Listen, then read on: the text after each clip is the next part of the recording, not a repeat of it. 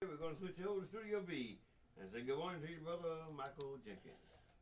And good morning to you, Tatum, and good morning to everyone out there. Welcome to PD Sports Wrap on this beautiful Saturday morning. I wanted to talk a lot about the NBA today, and I will. But before I do that, I want to hit on some local stuff that's been going on around here. I saw a post yesterday on Facebook about a young man by the name of Kelvian Manning of Dillon, and I think this was either a parent or a teacher, and this is what she wrote about the young Mr. Manning. She said, "As a teacher in Dillon District, I love to shout our players out. Let me tell you another monster to look out for. Young man's name is Kelvion Manning. He's a rising junior at 6'3", 190 to 195 ish, quoting her. I believe this young man will be receiving SEC offers at linebacker and wide receiver before it's all said and done. Has a great motor, and is tough. Has a very strong mind and will. Very proud of this young man. He is very focused and locked in. He's extremely intelligent and very well spoken. I see great things ahead for him."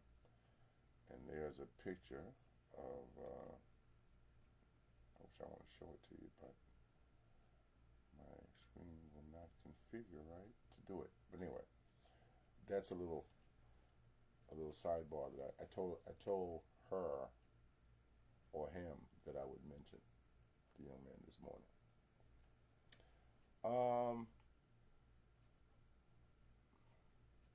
Okay, local basketball news, and Jaden Gerald, who played at Marion High School last year and previously at Great Collegiate, has moved on to play. He will be playing for the Wilson Tigers this year. I think that's going to be a great fit for him.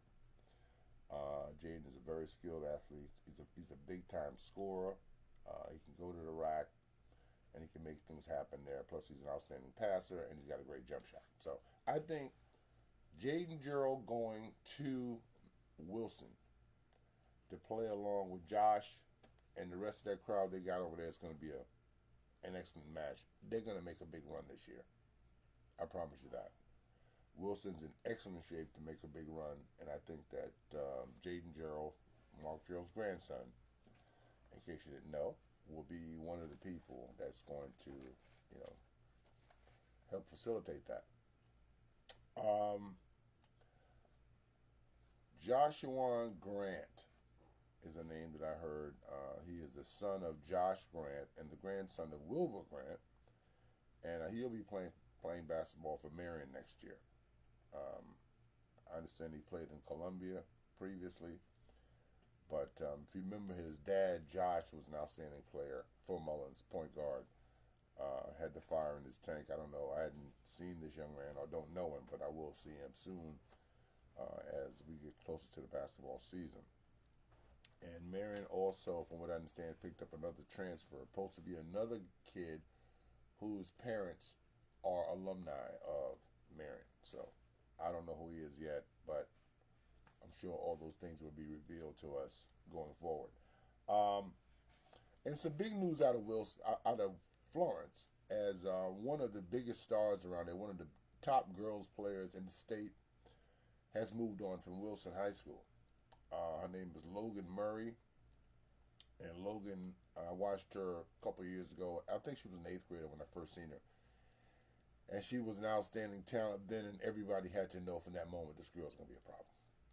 She's going to be one of the best. And this is what she's done in her 3 years at Wilson, starting from 8th grade. In 8th grade, she averaged 10.3 points per game, 8.2 rebounds.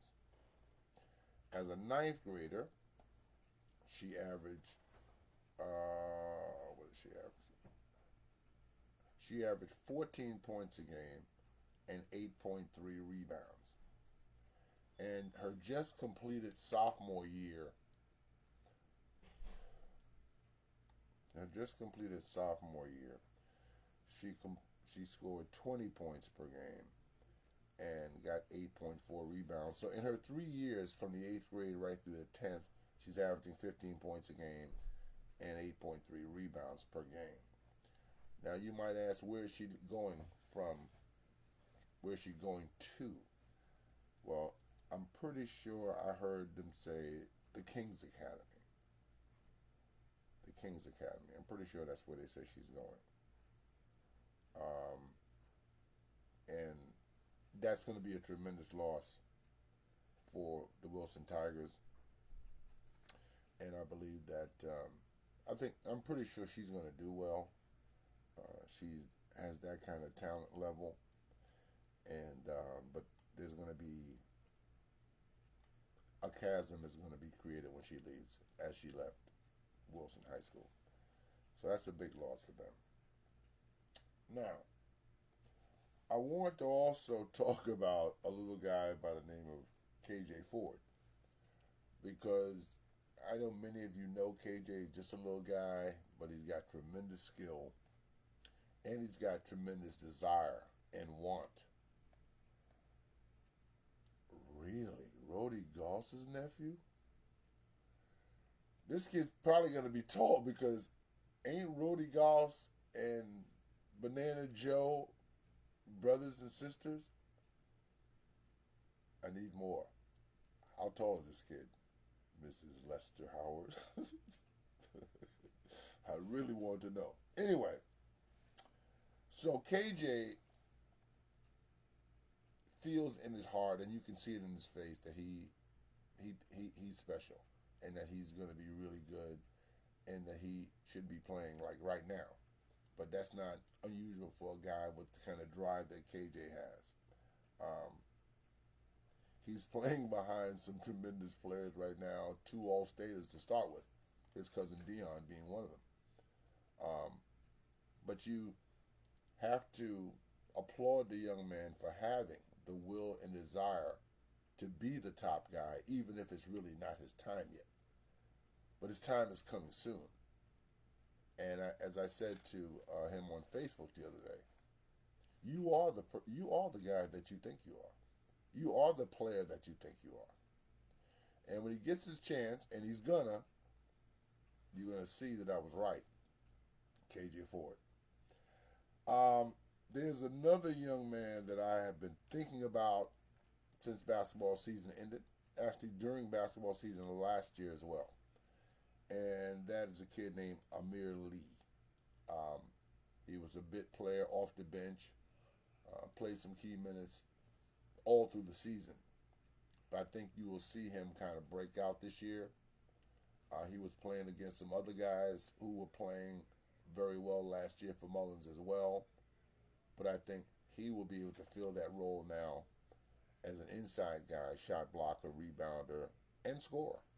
So Amir Lee, looking forward to you, bro. And now we're going to turn our attention to, what's up, Reverend Benny Davis Sr. Good morning, sir. How are you? Long time no hear from. Let's see.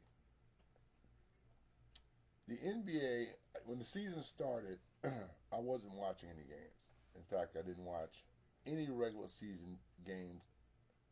Oh, boy. Well, the dimensions of this young man who is transferred to Marion has been revealed by Mrs. Sherilyn Lester Howard. And his name is Leanne Goss's son. And I'm told that he is 6'7". That's okay. 6'7" is good. That's a major upgrade for Marion to have a guy of this size who can actually play. So, all right. So thank you very much, man. I appreciate it. But like I said, I wasn't watching a lot of games, hardly any games this year in its entirety through the regular season. I think I started watching basketball on TV during March Madness. and March Madness really got me revved up, and I went right on from there to watching NBA playoff, which was great. And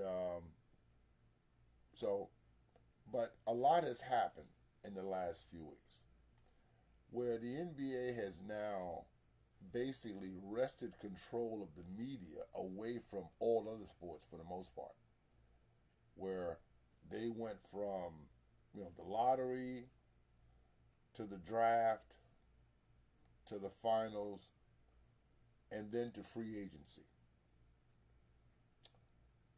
And all of those things have kind of kept the eyes on the NBA. There were a lot of talented players in the draft.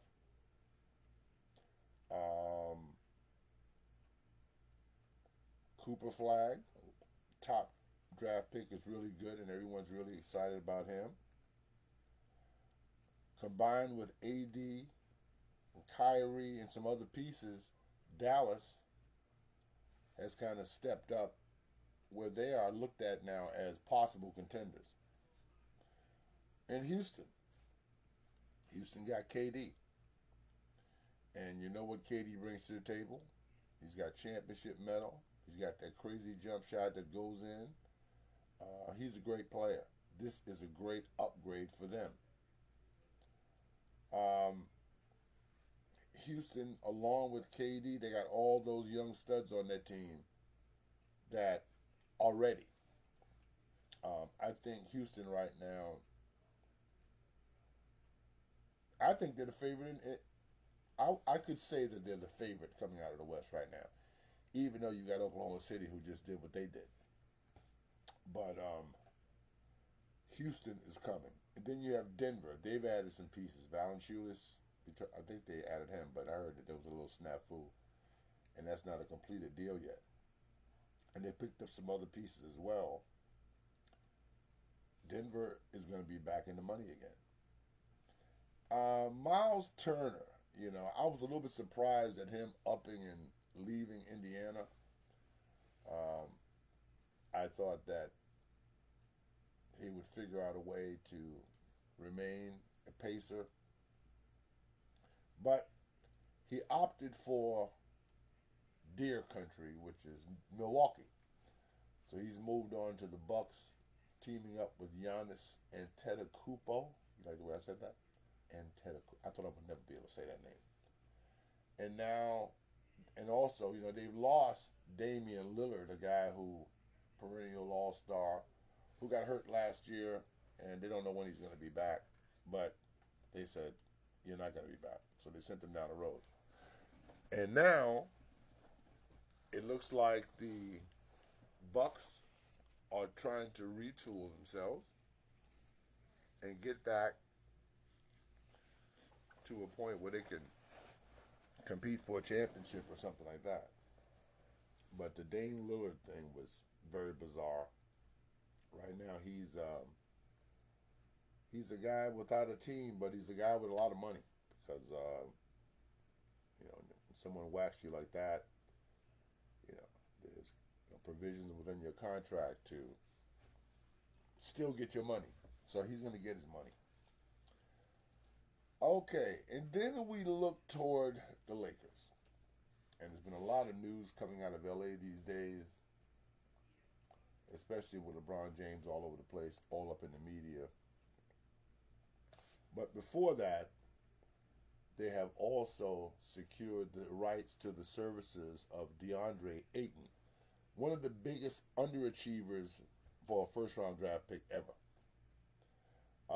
Laker Nation seems to be happy right now with his acquisition. I mean, I don't blame them. I would have wanted him for the Warriors as well. Even though this thing is not etched in stone, you'll know which DeAndre Ayton you're going to get.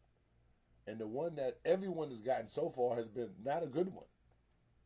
So the Lakers are trying to turn that ship around, trying to use this as an impetus for him to get better and for him to make the Lakers a contender. But back to LeBron again. over the last several weeks, he's been saying a lot of stupid things. That's not unusual. Um, he said on his podcast a couple of weeks ago that too much is being made of championships. Too much is being made of people having to win championships and winning championships while not giving credit to a lot of great players who didn't win championships. So I says, okay. Now here's a man who has spent his whole career chasing championships. I mean, when he left Cleveland for Miami, that was to do what? Chase championships.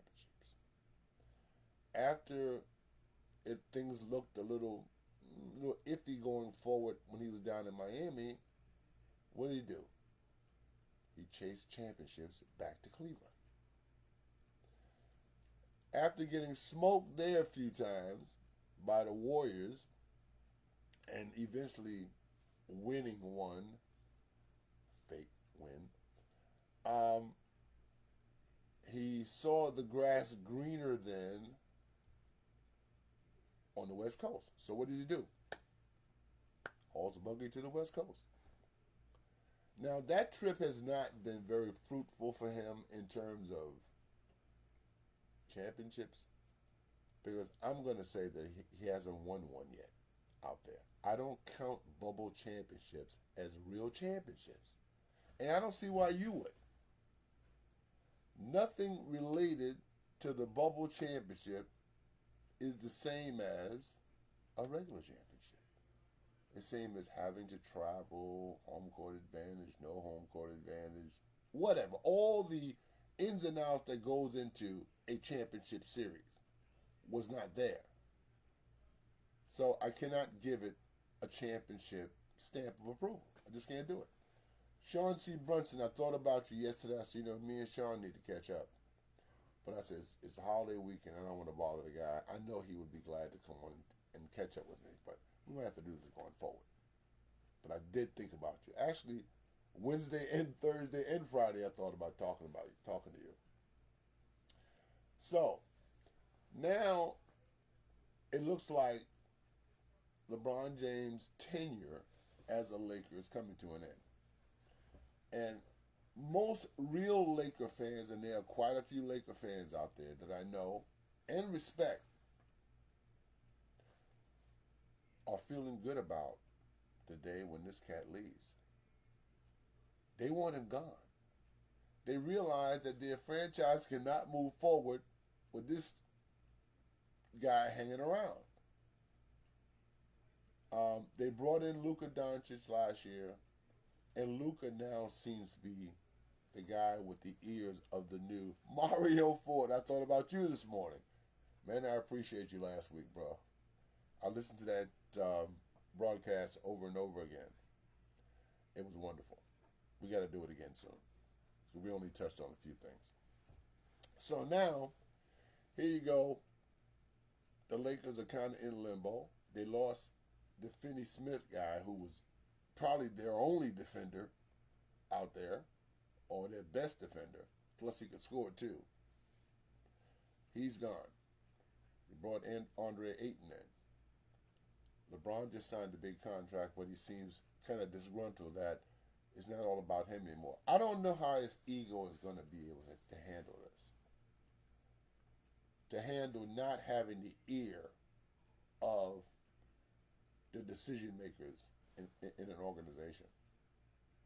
There's even talk about him leaving. Who wants him? Here's a team that I hope he doesn't go to. And I pray every day for this. Please do not go to the Warriors. I beg of you. Warriors, do not accept this guy. You know what he's trying to do. Do not accept him. Y'all got other problems that you need to take care of. Bringing LeBron James into your organization, I think right now, is bad news. Because he comes with baggage. And he comes with a son who can't play. Who he shoehorned into the league. Then there's going to be a question, what happens to Junior? Because Junior has really done nothing to earn a spot in the NBA right now. I would give him G League. But this guy should not be sitting on a bench of an NBA team. So, I mean, I don't know. But, and there are some other people out there who are struggling to do things. Hey, check this out. The Atlanta Hawks have had one of the most impressive off seasons of any team. I mean, they are now, with the East being a mess as it is, they're now looked upon as a possible contender. And it would really be something to see the Hawks become a contender, because they haven't been a contender for a long time. A long, long time. In fact, the last time they were a contender, the names were Dominic Wilkins, Kevin Willis, Doc Rivers, Spud Webb. These were the names. That's how long ago it's been. I really liked that Hawks team. I thought that they had a chance of winning that year, but Larry Bird and the Celtics stood in the way. So they lost a tough series, but now here they come again, and the owners seem to have put together a nice group of players, which I feel can compete. Boston is in trouble. They've gotten rid of Porzingis. Jason Tatum is going to be out probably all of next year and into the year after that. They've gotten rid of Drew Holiday. So they are looking to make or start anew, if you will. And I don't know how that's going to turn out. Then you got the Knicks out there. And the Knicks fans got excited last year with the little run that they had. I'm not excited about the Knicks. I'm just not a fan of where they are right now. I don't mean to talk bad about Sean Brunson's family, but Sean, I'm just messing with you though. I don't like my point guard being a ball hog. I like my point guards to want to give the ball up most of the time. Brunson has never seen a shot he didn't like. He's chucking up shots from everywhere. Now, granted, he's an outstanding player and an outstanding scorer. Coach Darryl Page, how you doing this morning, my friend? But I'm not a big fan of the Knicks right now. And even though with Halliburton being out for Indiana for probably all of next year, Jason Tatum being out all of next year for Boston, and all the other things that have happened during this offseason, I just don't see, well, Boston's got a chance, obviously, but I just don't see them as a contender right now. Some more moves have to be made. You need to watch Detroit. You need to watch Cleveland. You might need to want to watch Orlando. They have seemed to have improved themselves somewhat. And then there's the Atlanta Hawks. Now, what you're not hearing a lot from is Philadelphia. I mean, the 76ers have been a disaster. Their draft choices, their deals that they've made over the years have really just destroyed this franchise. You think about them getting 2 first-round draft choices, and they took Markelle Fultz, and they took Ben Simmons. And both of those picks have been a disaster. Total disaster. Thanks. So that's what's happening with the East. With the West is wide open, as I said. You have any number of teams that could come out of there. And I'm picking Oklahoma City to not come out of there next year. I don't see it. I think people are going to focus a little bit more on them. Focus a little bit more on Shai Gilgeous-Alexander, who I want to talk about briefly here. Now, this kid's had one heck of a year. I mean, and just looking at his accomplishments, he was MVP of the regular season scoring champion, MVP of the Western Conference Final, MVP of the NBA Final, and NBA champion. Knicks need a scorer. Daryl Pace says Brunson has to score for them to have a chance. Devin Booker will be great. Yeah. Let me see what I think about that, Daryl. Brunson's a hog to me, Daryl. And I think Brunson needs to get a ball up. If he's going to be the shooting guard, be the shooting guard. But you got people over there running around that floor looking to get the ball to score. And he's not giving it to him. His first inclination is what? Get the ball up. I agree he has to score for him to win. But I also think that he's a hog and he needs to get the ball up. And that's where I'm at. Good morning, my dear niece, Keisha Jenkins. How are you, honey? Happy 4th of July to you. Now, back to Shai Gilgeous-Alexander. This guy's had a tremendous, tremendous year. And he was rewarded just the other day with the richest contract in the history of the NBA.